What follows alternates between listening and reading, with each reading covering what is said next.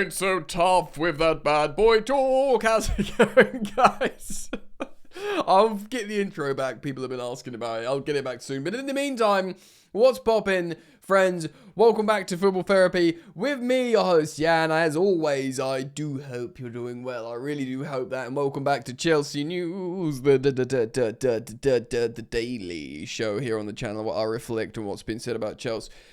Giving you my thoughts on it. More importantly, as always, asking for yours.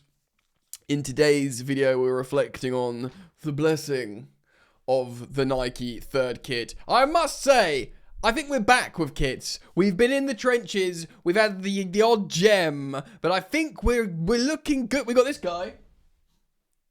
The first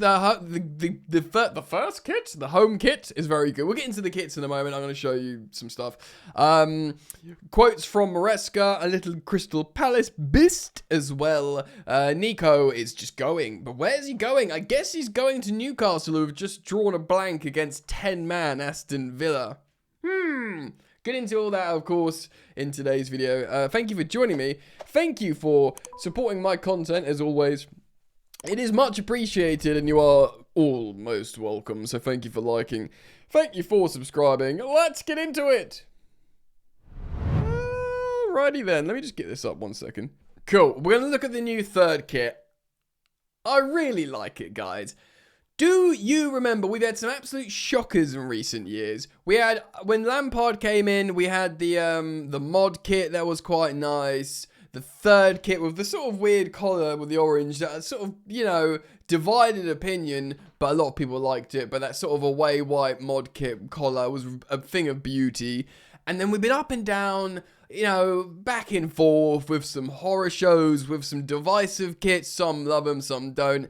And it's important to note at this point, yeah, you can like a kit as an appropriate garment for the type of kit it is. Home, away, and third kit. I didn't buy the home kit from this season. I got the one, is that last season, that one there?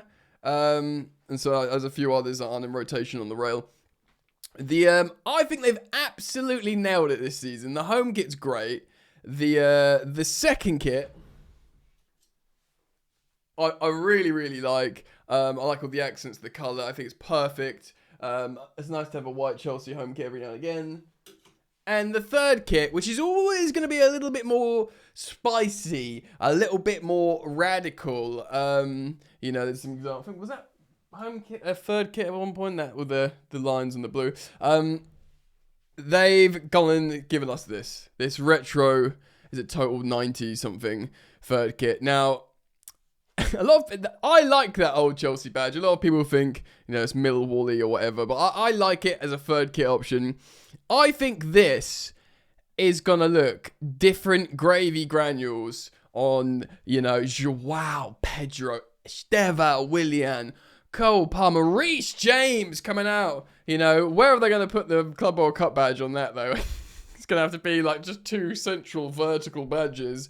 But I think on, like, you know, the players that we're really loving and enjoying, you know, and when Garnacho hits an overhead winner at Old Trafford against Man United wearing it, we'll go, yeah, it looks good. Even on him, it looks good. I am buzzing on it, to be honest, man. I do genuinely think it looks mustard. I am a sucker. I'm gonna buy it straight away. And of course, look, you know, this Jesus, I'm getting all confused here.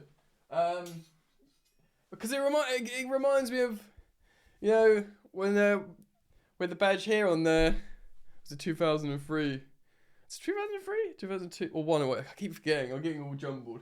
But yeah, I really, really like it. I wanted to reference it because this new exciting team that we're seeing being built, wearing that kit, I think it's wicked. All right, mate. So Eberechi Eze, super talented Crystal Palace attacker and England international, looks like he might be going to Tottenham Hotspur. Boo! But it means he's not going to be in the squad versus Chelsea tomorrow. Yeah, which actually is massive. And all I care about right now is what's good for Chelsea.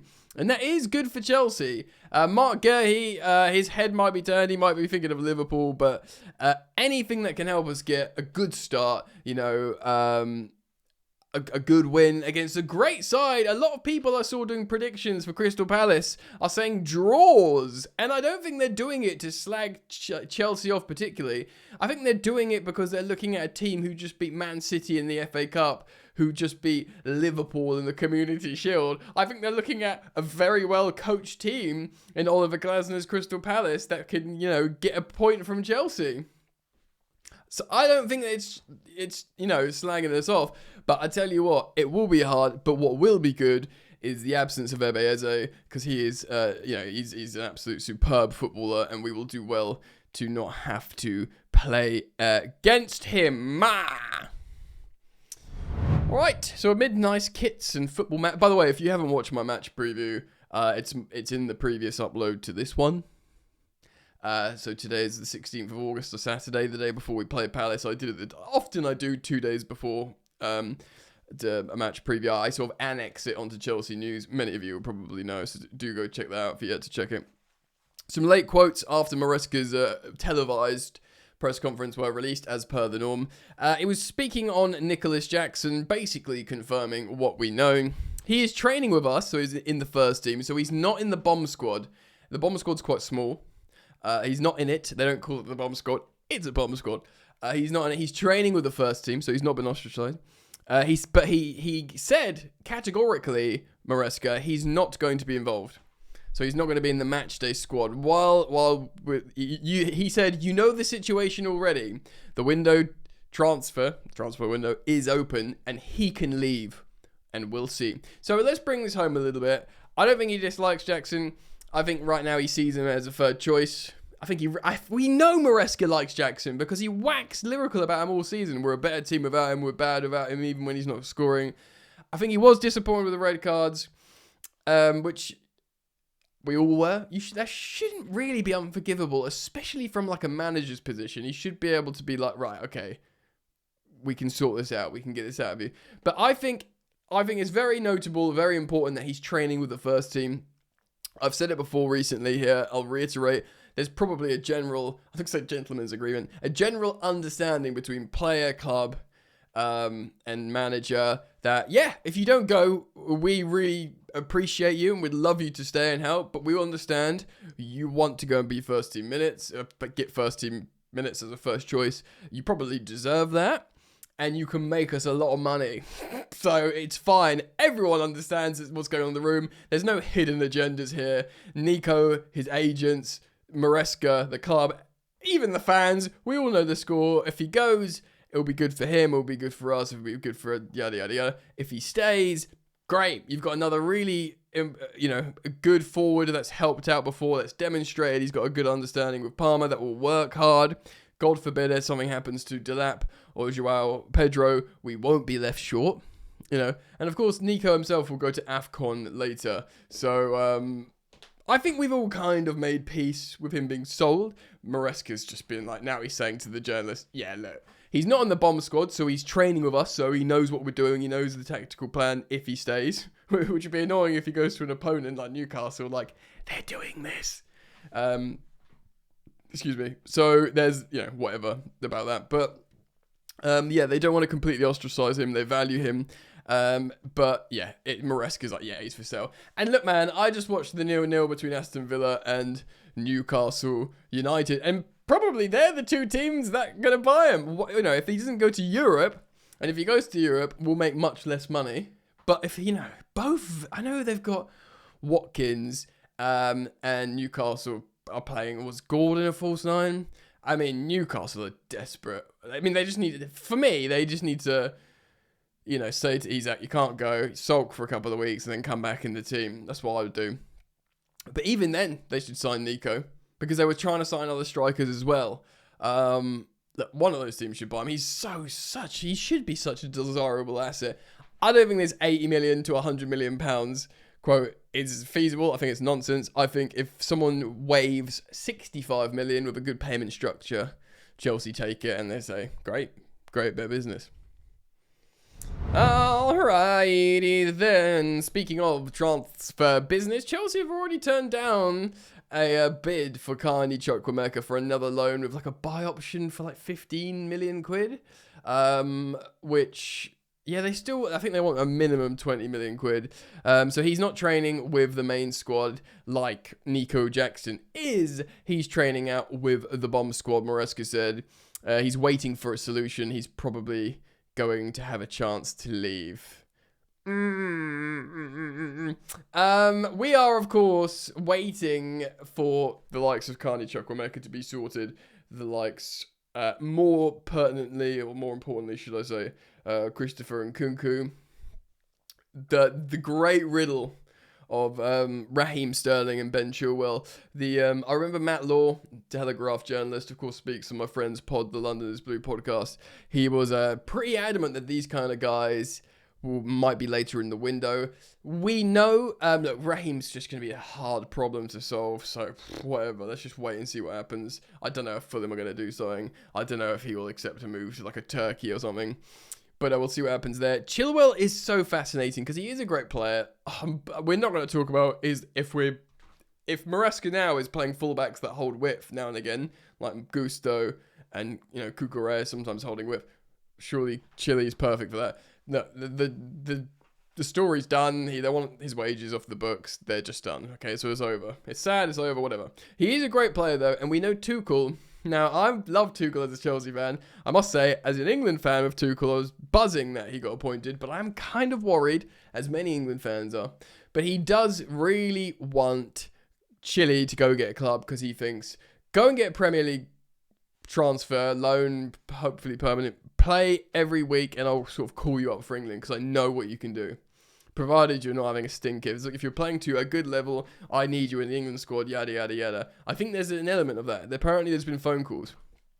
So Chile will be desperate to accept a Premier League situation, transfer, landing spot, whether it's a loan, which it could be, because, I don't know, it's just so tough, isn't it? Also, we're waiting to buy probably 2 attackers.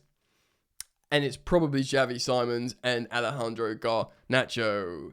Maresca was quoted also in later quotes, embargoed quotes.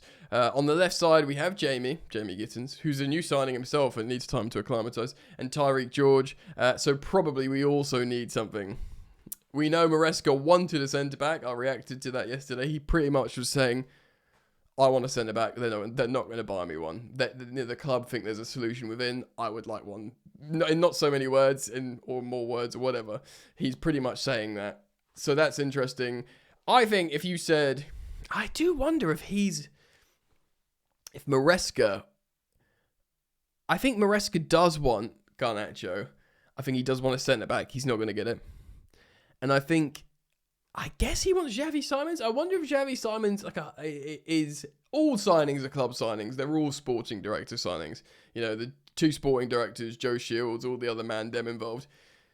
I wonder how much Maresca looks at Xavi Simons and thinks yes. Because I think with his football, Maresca ball, Xavi Simons is very desirable. But he hasn't spoken about that. He's spoken about the centre-back and he's spoken about the left wing. Has he said, well, I guess if Nkunku goes, after Joao Felix, after Kiernan Dewsbury Hall. So that's three attacking midfielders that can play that inside left pocket. I know Fernandez can start there and play well. Santos can play well. In theory, Palmer, Stevao can play on the inside pocket. But those kind of 3 functional attacking midfielder 8s, attacking mids, let's just call them like inside left forwards in Dewsbury Hall, Joao Felix and Nkunku. Those 3 go, you kind of needed a Xavi Simons. And it does feel like a real Enzo Maresca signing. So I think they're going to come. Very, very interesting. I still think, we'll see. I really want Simons. I think he's a needle mover for Chelsea. And I've sort of maintained my position on Alejandro Garnacho. That'll be a funny signing, because we'll get him for almost certainly incredible value. I think we'll get him probably, I'm not saying he's 70 million like Man United are trying to say he's worth, but I do think we'll get him at 60% of the cost of his legitimate value, which is a market opportunity. I am worried, like you, about his attitude, but if we get him, if we put him on a very comfortable wage structure, like, what Jamie Gittins is on or whatever, I think it might be interesting. It'll be interesting to see how he reacts as well. Because remember, Sancho was a great citizen at Chelsea for all the stuff with Man United. Rashford was a great citizen at Aston Villa. Antony was great at Betis, although I think Antony was good at United. He just performed badly, but I don't think his attitude was bad. But, you know, Rashford and Sancho, everyone said their attitudes were terrible, and they had, like, great loans in the Premier League, of where the loan clubs were like, yeah, they're great, they trained really well. So they might be looking at Garnacho thinking, I'm sure he's fine. Fingers crossed, right? Right? Anyway, let me know your thoughts, guys. Of course, keep it locked. I'll be reacting to the game straight after tomorrow, so please do hit the bell when you subscribe, if you choose to subscribe. A little gentle and warming reminder that there's also daily content on Football Yannick. I'm getting so close to 20,000 subs, guys, so if you get to the end of the video here, it means you're probably enjoying my content. Please do go check out Football Yannick. Just search Football Yannick on YouTube and subscribe, and let's get 20k. Hope to see you back here soon. Enjoy the football. Peace.